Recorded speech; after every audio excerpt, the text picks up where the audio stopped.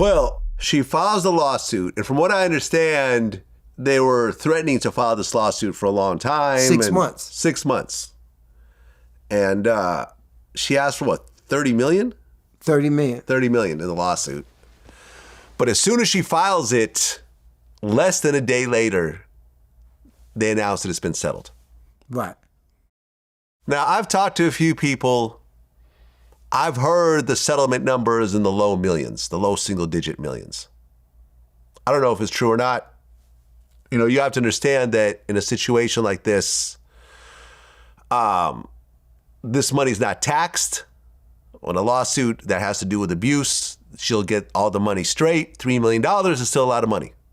You know, but I don't know. But from the outside looking in, him settling this lawsuit so quickly made him look even worse. Well, at this particular time, what people got to realize is that's not him settling the lawsuit. Because by her naming so many people, all of these companies got insurance. And from what I'm understanding, it was the insurance say it's not up to you to settle this lawsuit.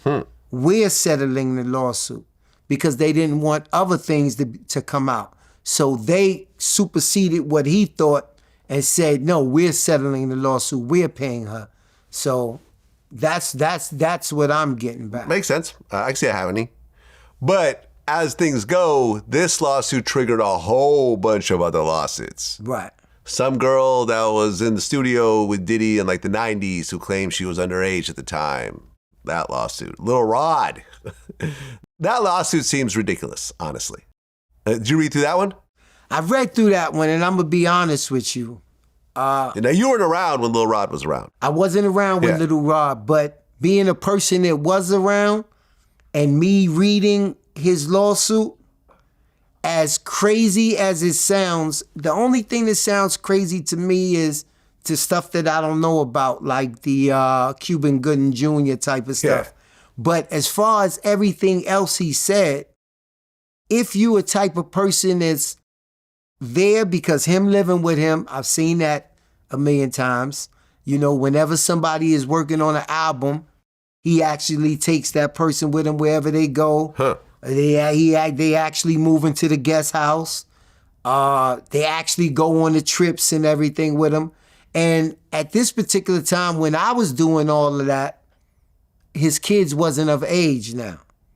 So now we're dealing with 25-year-old kids, 28-year-old kids. So that allows the younger generation to come into play now.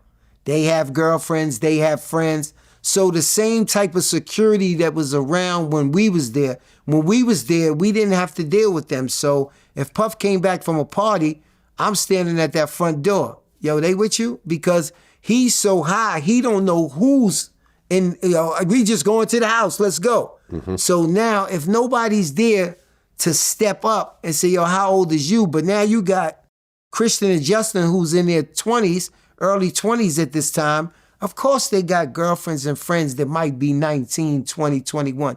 And unless somebody is at that door to be like, yo, you look too young to get in here, this, that, it could have been some younger people there. As far as the drugs and the marijuana and the drinking go, yeah, we always see that. That's nothing new. Yeah. So I can believe Lil Rod. I can actually believe him because if you're going into there with now it's all about phones and it's all about tape and everything. So I can believe what he says about seeing all of these type of things. That I do believe.